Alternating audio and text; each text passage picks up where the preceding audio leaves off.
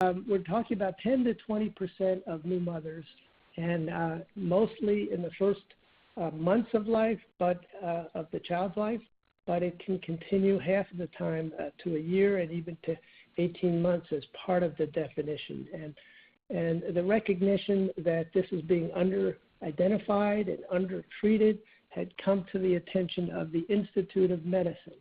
And they reviewed the issue, acknowledged in a statement that there was an increased risk of childhood mental health problems, major depression, conduct disorder, substance use, anxiety disorder, poor family functioning, decreased marital satisfaction, bad outcomes in toddlers cognitively due to maternal-infant disturbances, altered infant attachment, and even impact on child health regarding emergency room visits, hospitalizations, and cost. So their conclusion was that we should screen for peripartum depression.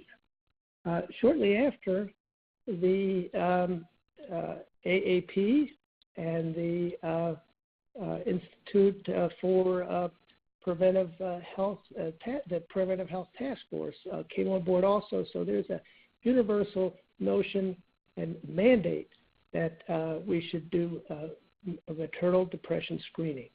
And with this has become an additional challenge and recognition that parental depression is just one of those ACE kinds of adverse childhood circumstances where children and infants are left without the appropriate kind of buffers to the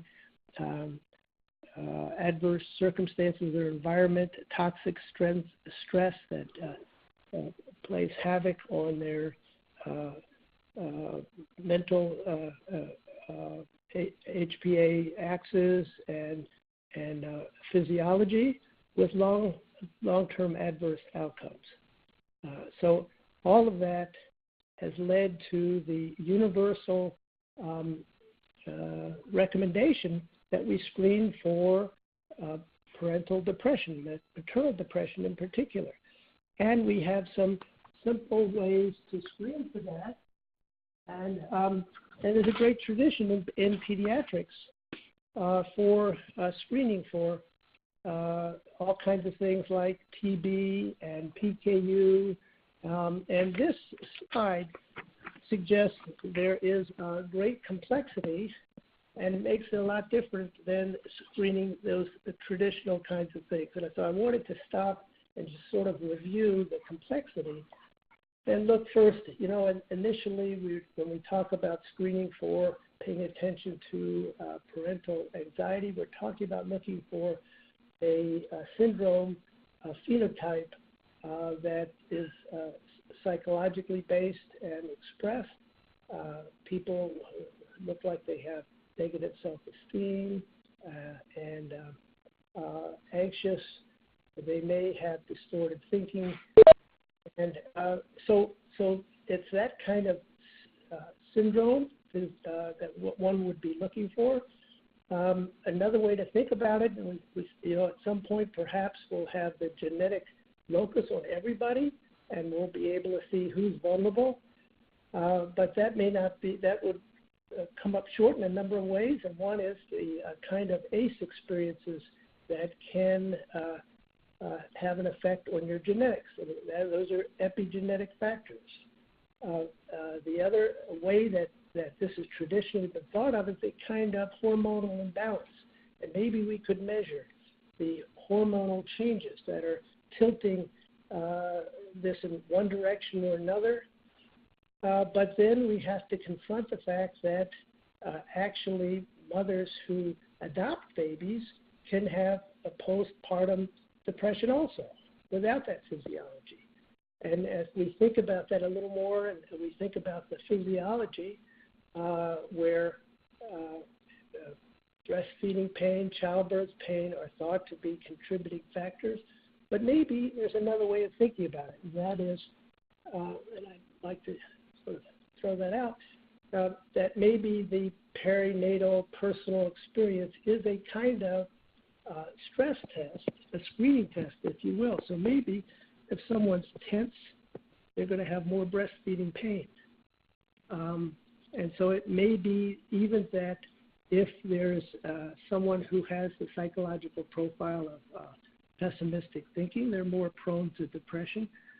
But maybe they end up having a perinatal experience where they're thinking that they had an unplanned or unwanted pregnancy.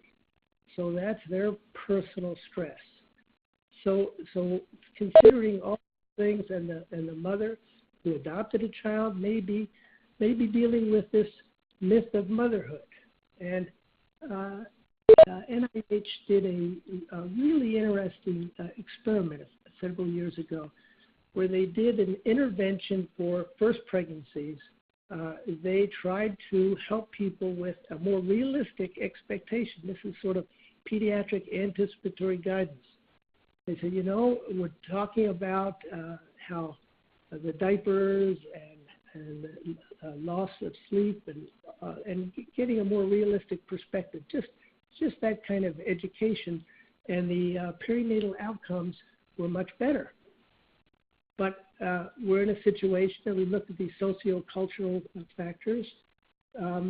Changes in maternal and paternal leave policies make a difference. In China, I don't know if you had the experience that I've had Chinese families where the tradition is that the first 30 days the mother's confined to their room practically with the baby, and relatives are there picking up the pieces, doing everything else that needs to be done.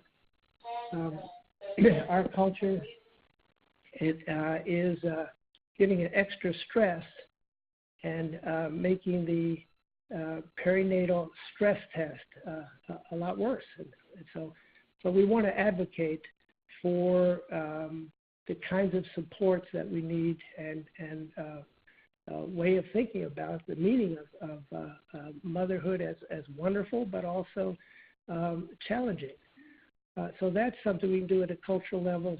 But we also, as pediatricians, we see these infant factors and the preemies and the difficulty that parents have with babies who aren't as responsive.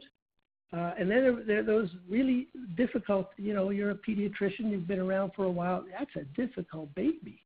Anybody would have trouble with that difficult baby, but the parent may take it personally and not be able to see it from an objective point of view. So that's the kind of depression, screening, sensitivity, and then while we can't do much about the leave policies in this country, except for how we vote perhaps, but we can look into the kind of support that a particular parent has from the very beginning, and how we can ensure do something about the social support. So it's complicated.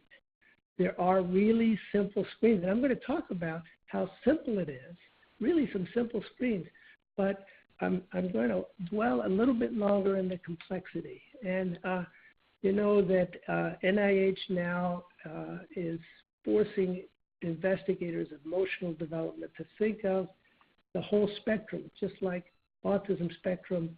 There's all of these anxiety and depression, and there is a spectrum of syndromes. And so I wanted to talk about that, and increasingly we know that anxiety not only clinically is associated with depression, but even brain physiology and even brain structure is related to it.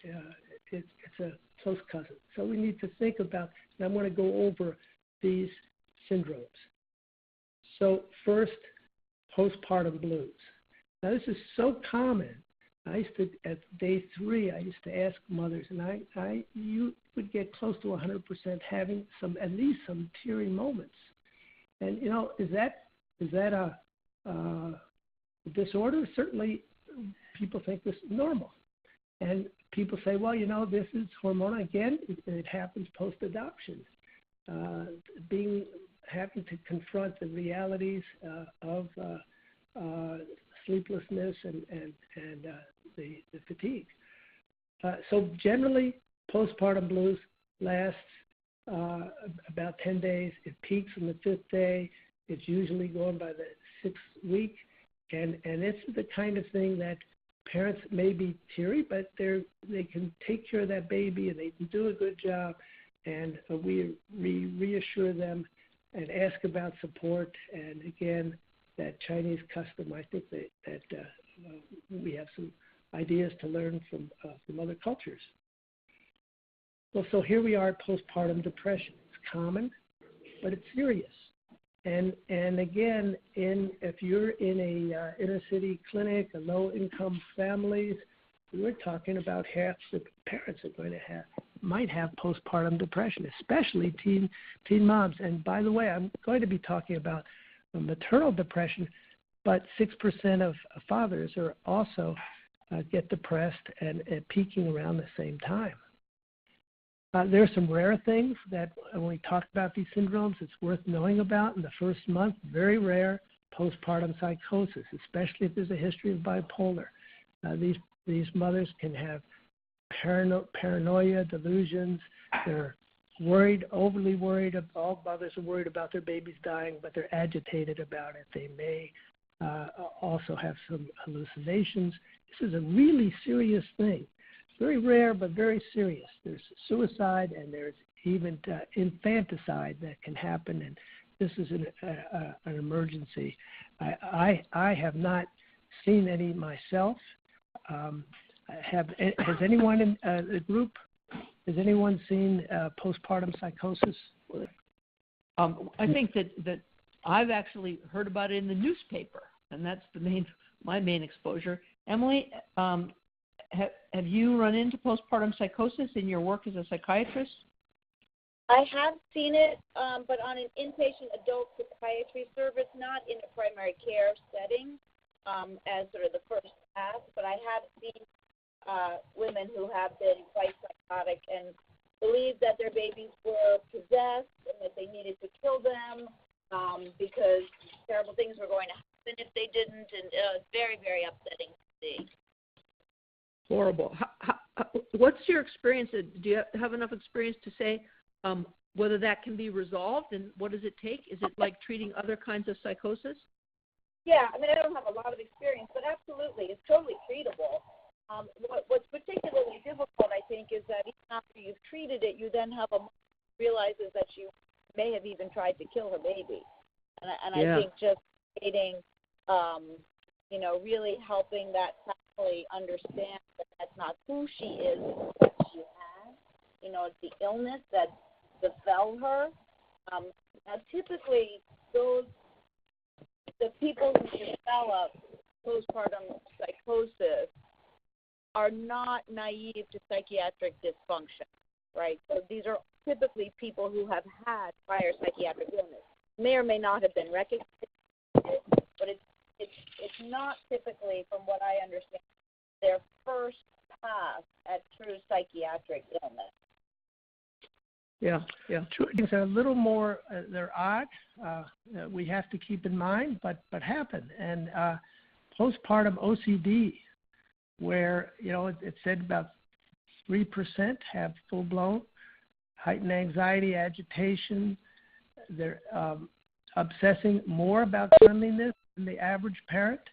They may get involved in hand washing, incessant checking on the baby, and that could be generally anxiety, but the kind of repetitiveness and obsessiveness about it, there's a qualitative difference.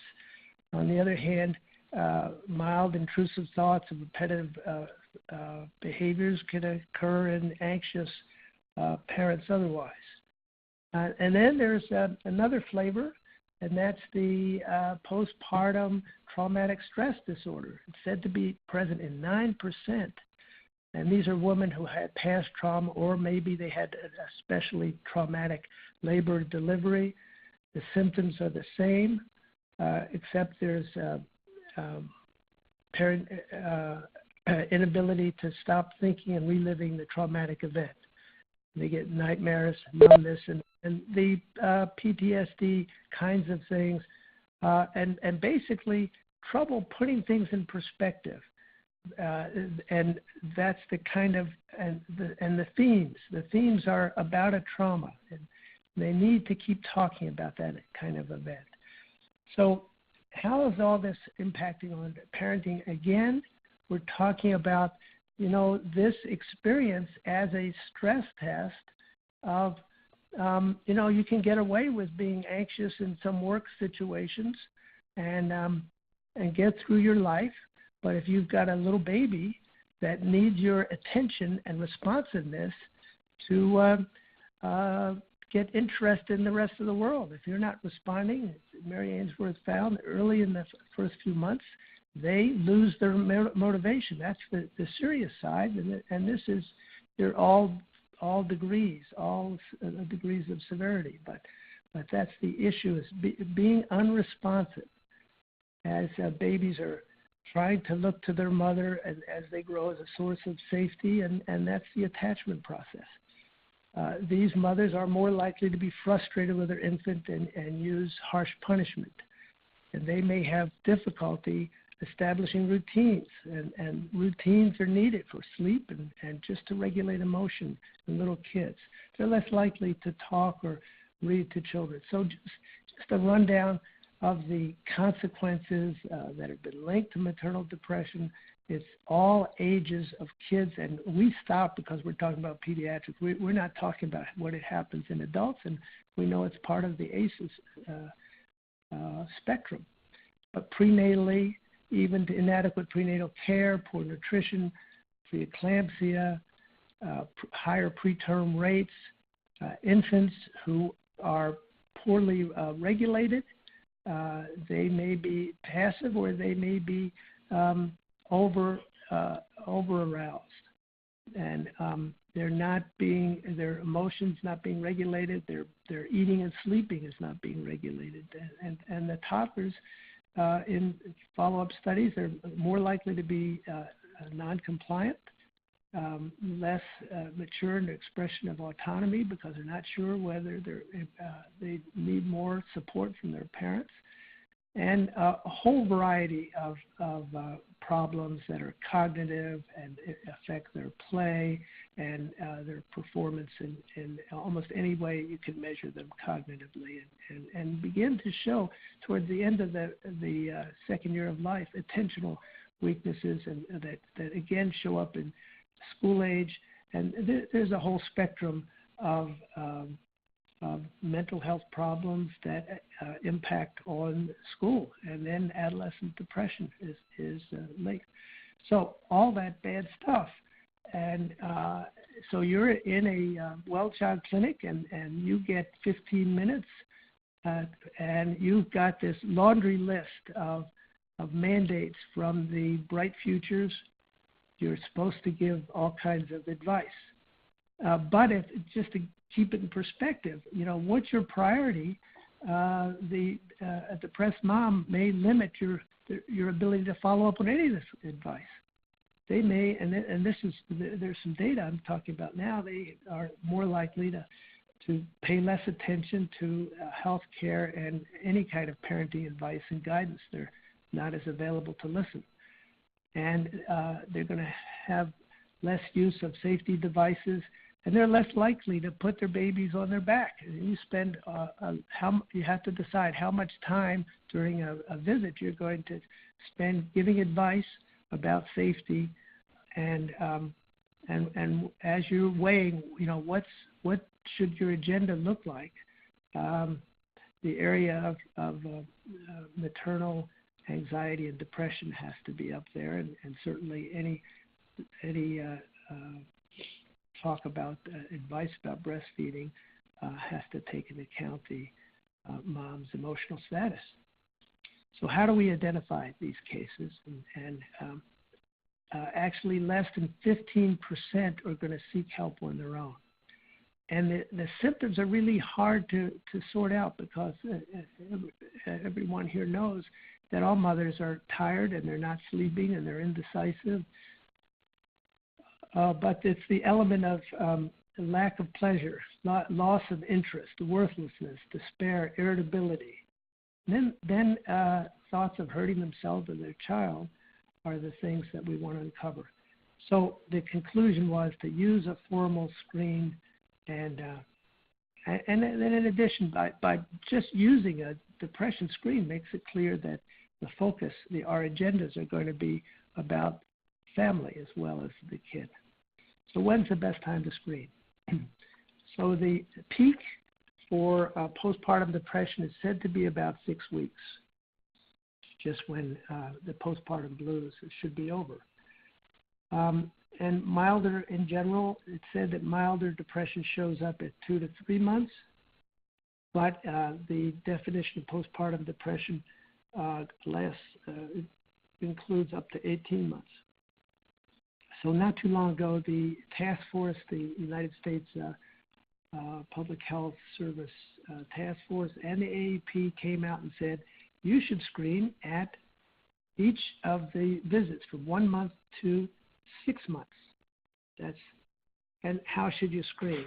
And there are a number of parental depression screens. The most popular ones are the ones I have on the screen here, PHQ-2, and basically it's a yes or to over the past 2 months. Have you ever felt down? 2 weeks, down, depressed, or hopeless, and the same about interest and pleasure of doing things. And the Edinburgh postnatal depression scale, I think everyone's probably familiar with. I just point out that there are more questions. There are 10 questions. The focus is on the past week. Now, in those 10 questions, there happen to be 2 anxiety questions. There's 1 self-harm question. It's about the thought of harming myself has occurred to me. So those are 2. With the PHQ-2, some people suggest that you follow up using the other questions in the PHQ-9. And it's the data isn't too different. It's possible to use just those 2 questions. I think it's been hard to stop and start here. I'm going to go through some of these slides and we can go back. I'm interested in hearing what other people are doing in their offices. But I'm just going to suggest here, what should a pediatrician do? We should find out how it's impairing the parent's role as taking care of the child. Are there other stressors? And how are they dealing with the stress? Are they dealing with it by taking yoga classes and mindfulness, or alcohol and substance use? Is there a past history of depression? And that's something in the family history is important at the get-go. And again, those severity syndromes I talked about, certainly psychosis and suicide risk are ones that trigger emergencies help. And then in the Bright Future suggests that this is something we could discuss, that you offer to speak with other family members to explore the situation and encourage their support, and then make a referral. Here are some words. The notion here is, let's normalize it. Many women have babies who have babies experience feelings like those you've described, and then be stigmatized. It's not your fault, something like that. I'm going to give you some information that can help you understand why you feel that way and what we can do to change it. It'd be like education. And then some hopeful remarks. Birth-related emotional complications are highly treatable, and promoting self-help. Something like it's important to take care of yourself as well as the baby. We're pediatricians, and our focus is we can't help but focus on the baby. The baby really can't wait for some mothers to have their depression totally fixed. So we want to attend to what kind of support's available. We want to find out, is there a partner available? Is the father depressed, or is this a source of support? And at the 1 month visit, we're suggesting in our intervention program that we routinely ask about backups. And and suggest. We're reviewing, what were the positive things, not just the ACE, the adverse childhood experiences, but what were the things that were positive in your growing up. Got a questionnaire about that. And we suggest for everyone to normalize it. Think about finding a godparent, a backup for that baby, and that's sort of from the very beginning. So the barriers, these are come as no surprise to anyone here. Lack of time, inadequate training to identify and address these concerns, lack of reimbursement. I'm hoping everyone knows about the CPT code 99420. And I'm going to ask, we're going to talk about who's using that, how are the private insurances picking up on it, and the lack of adequate and readily available referral sources. So the easy cases are the ones who you uncover it. You talk to the parent in a sympathetic, normalizing, non-judgmental way, and they're motivated and they're ready to have a referral. Otherwise, and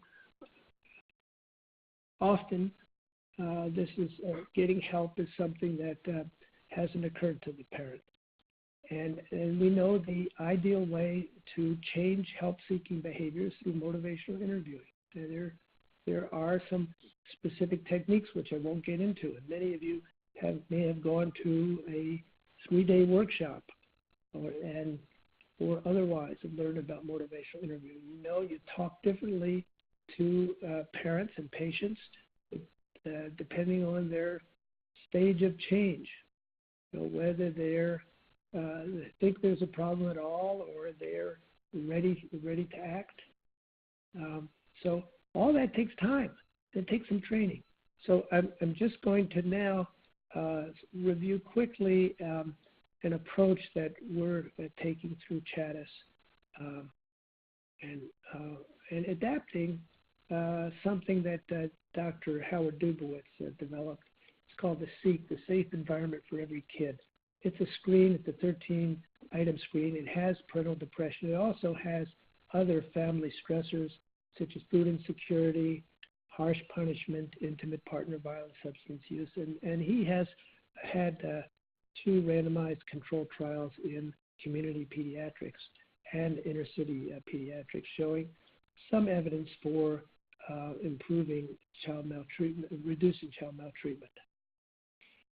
So the approach we've taken is to begin the motivational interview before you see the patient with the computer, because it does take time.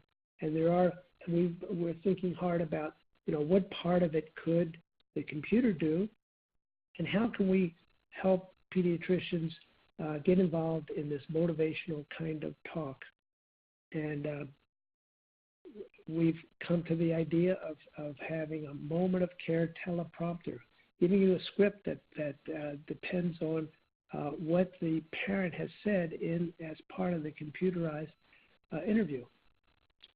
And there's some other support. So this is I'm going to just walk through a tour here. This is within CHADIS. This is the SEEK introduction. Here's one of the questions. Do you feel under extreme stress? In the last month, have you felt down, depressed, or hopeless? We've actually moved this one to we're using the 2-prong questions instead, but they're very similar. In the past month, we found little interest or pleasure.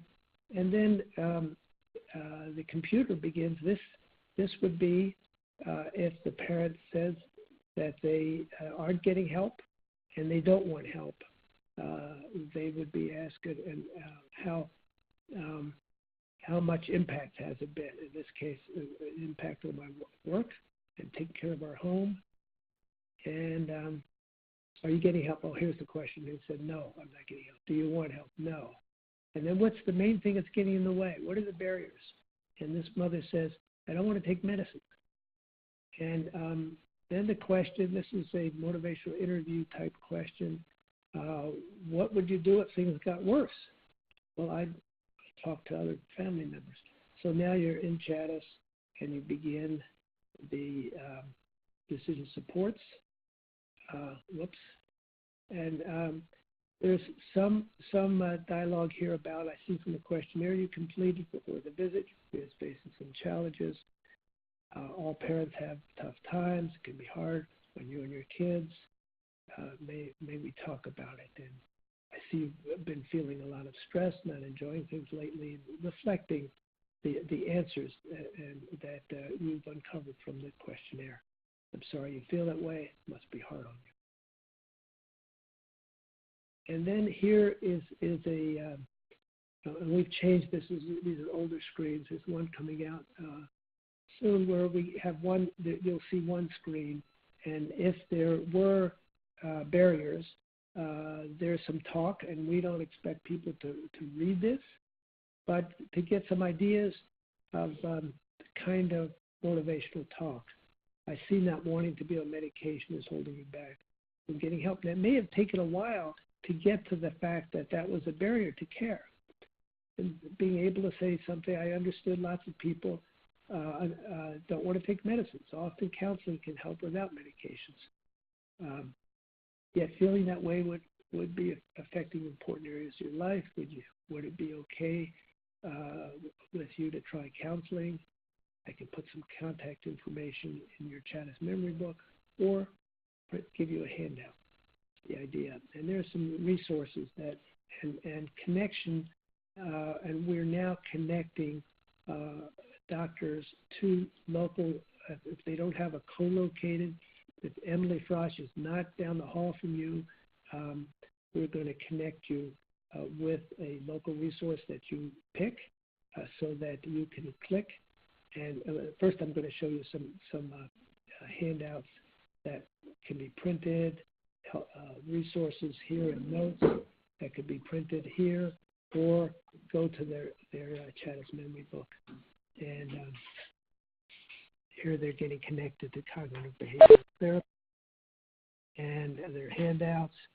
In this system, there is some videos with example cases and e-chapter. So we have asthma action plans. Everybody has an asthma action plan. How many people have an action plan for depression and anxiety? This is one that NIH is offering. Green zone, similar to asthma action plan. If you're having feelings of intense anxiety that hit without warning, these feelings may not go away on their own. And so this is another approach. So, hi, everyone. I hope everyone's doing well. I do want to say that we do use the Edinburgh often in our office, and it's been very helpful in identifying moms. Now, the only issue that I have, which maybe Dr. Frosch can help with too, is once I identify a mom, it's who to refer her to. So I tell her to call her OBGYN and her primary care doctor, and sometimes they're reluctant. And she did go see them. So is there a better resource for moms, a quicker way to get them into some help if I identify them? It all depends on where you are and what the resources are. There is no universal approach. We're really just we're in Catonsville. Okay, so what kind of insurance do they have? Again, exactly. So it varies from commercial like Blue Cross Blue Shield to state insurance. So Medicaid is fine. That's not hard.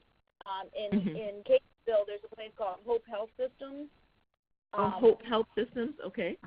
Yeah, that you could reach out to. The medical director is somebody named Jonathan Shepard, and you can feel free to use my name. He was a resident at Hospital, so I know him. You can feel free to say I suggested you reach out to him, and maybe you could establish some sort of panel of referrals. For commercial insurance, it's impossible. It's essentially impossible. You either need to be rich or poor. But people who have insurance, Kaiser is the one exception, I would say. But you're probably not seeing Kaiser because they only see Kaiser people. Kaiser actually provides very good care for their patients. They have very strong mental health services. But when you have Blue Cross Blue Shield or United or Aetna or Cigna, it's very challenging. Very few mental health clinicians participate with commercial insurance in this state because the reimbursement rates are unsurvivable. Certainly not, it'll be very challenging to find a psychiatrist. You might be a therapist. I don't know what quality that would be. So Medicaid is the best. I would say Hope Health System, but then also University of Maryland and Hopkins see Medicaid patients all the time. Okay. So they both have community clinics that can take care of patients with medical assistance. I can't speak for Maryland. I know at Hopkins, affective illness and treating depression and other affective syndromes is a real strength of the department. There's an entire women's mood disorders program that has expertise in postpartum and peripartum and prenatal maternal depression. Jennifer Payne, Payne, runs that service. And I do know that they do see some moms with medical assistance in consultation, but they also have strong therapists. So that's where I would reach locally. Okay.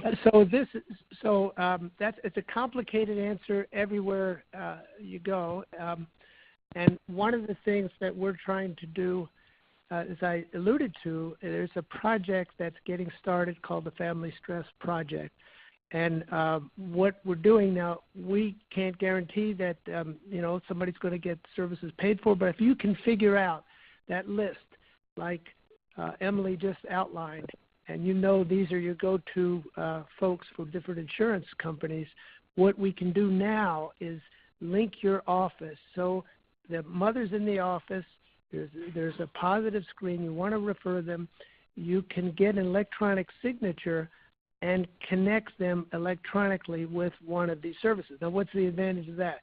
One of the advantages, and not so much for someone who's motivated with depression, but a variety of these other stressors, is that the agency or the office can reach out and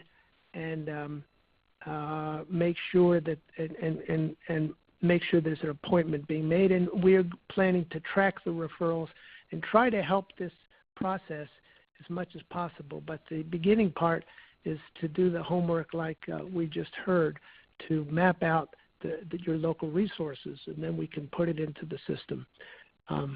Right. Yeah. And if any of you are interested in joining that project, please shoot us an email. You can get me at bhoward@chadis.com. A comment and send something in the chat about the Baby Blues connection. Can you speak about that? Let's see if I've unmuted you properly. Yeah. Do you hear me? Can you hear me?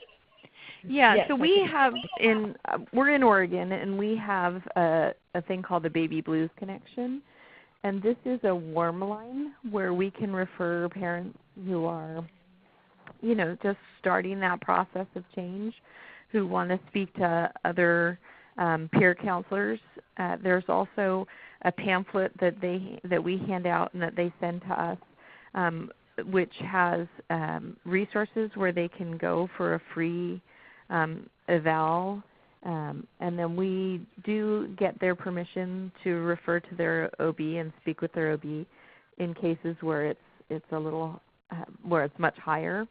And in crisis situation, we also will sit with them and call the Washington County Mental Health Crisis Line. So we have a pretty ordered follow-up available to us in this county. That's fantastic. And there is certainly a crisis hotline in Maryland as well for those people who are in Maryland and in many other places. And there's always a suicide hotline available too, which is really important if you're in that kind of a situation. Let me just mention the Fussy Baby Network, because I know it's strong in Rhode Island, but it's in other states as well, because it turns out that in some cases, not all of them, but a good proportion of cases of very fussy babies, the underlying problem is maternal depression.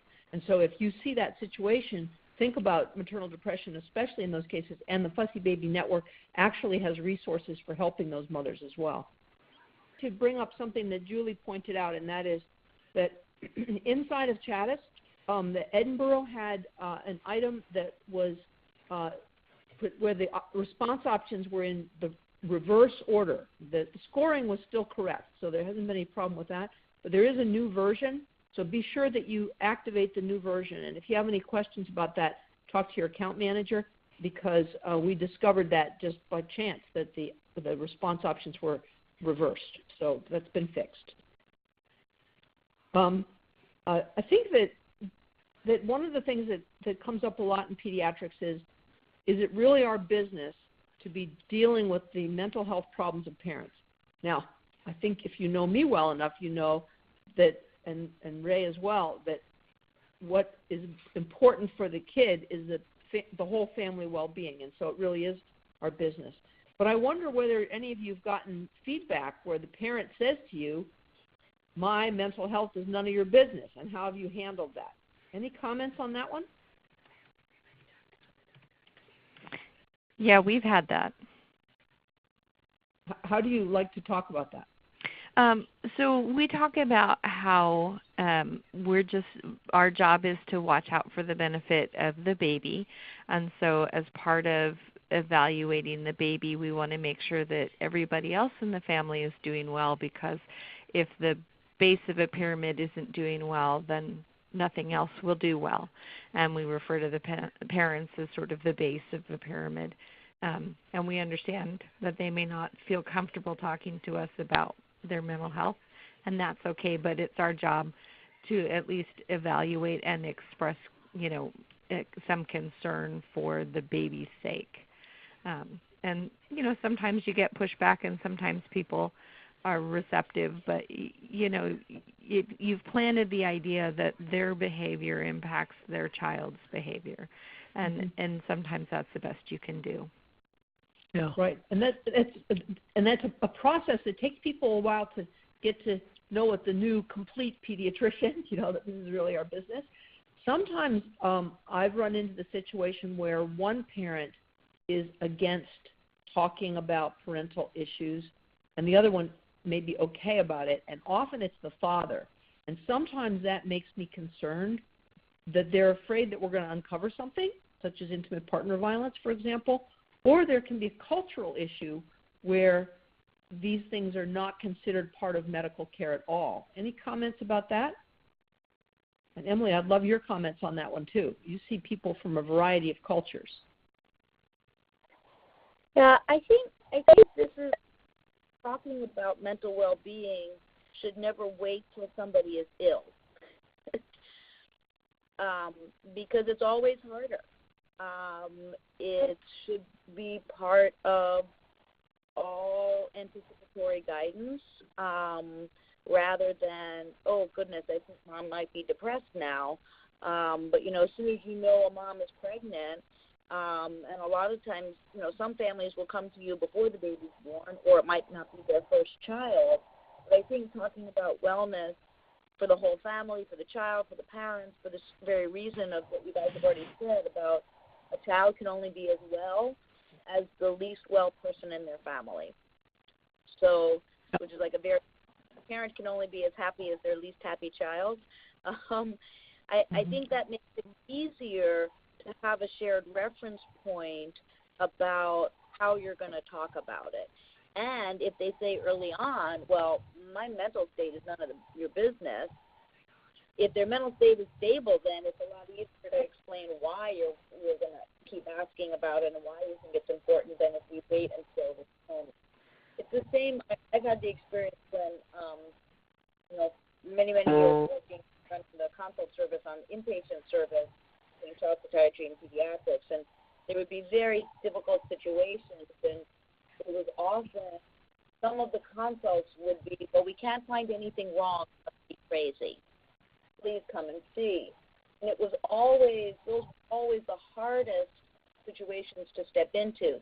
Not that the team was incorrect in thinking that, oh, this probably is more of a psychiatric issue than a physical health issue. But when we separate out mental well-being from physical well-being, it has a different meaning when we now call upon it than if it's all part of general health. then it's no different than your kidneys don't seem to be doing what they should be doing. And I think that's just a tradition that we're trying to shift through these kinds of conversations so that it doesn't become this separate activity.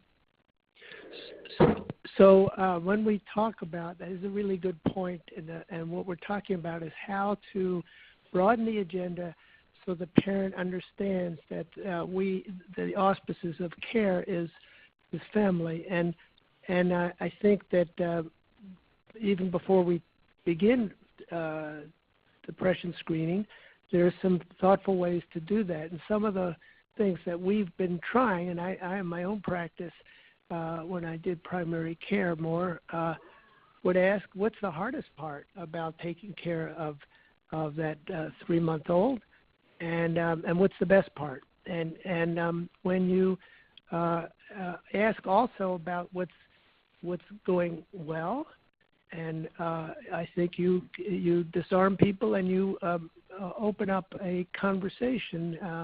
And I found that kind of approach was agenda broadening, and you do it from the very beginning and for every visit. And then we're thinking at the 1-month visit, this whole idea about screening parents for ACE. We're talking about parental depression, but and this is another recommendation. So what we're thinking in our project is we'll screen for ACE, but we're also going to screen for positive childhood experiences. And we have a screening test for that. And being able to talk about both and to say that and say at the very get-go, this is the standard of care and how it impacts on your child's health now and in the future is an important way to set the stage.